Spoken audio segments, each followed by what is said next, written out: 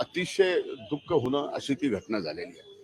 पण ती घटना ती एका व्यवहारातून झालेली आहे आणि त्या व्यवहारातून ही झालेली घटना त्याला मात्र कुठंतरी पूर्णपणानं राजकीय रंग देणं हे बरोबर नाही.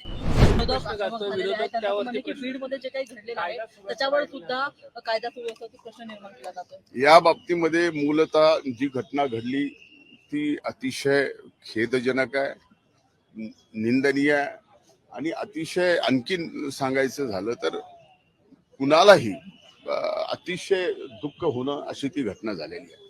पण ती घटना ती एका व्यवहारातून झालेली आहे आणि त्या व्यवहारातून ही झालेली घटना त्याला मात्र कुठंतरी पूर्णपणानं राजकीय रंग देणं हे बरोबर नाही. मूलतः ज्याची हत्या झाली ते स्वर्गीय संतोष देशमुख यांना न्याय मिळाला पाहिजे आणि ज्यांनी कुणी ही हत्या केली आहे ते कुणी असो त्यांना अतिशय कठोर शासन झालं पाहिजे ही भूमिका आमची आणि सरकारची आहे.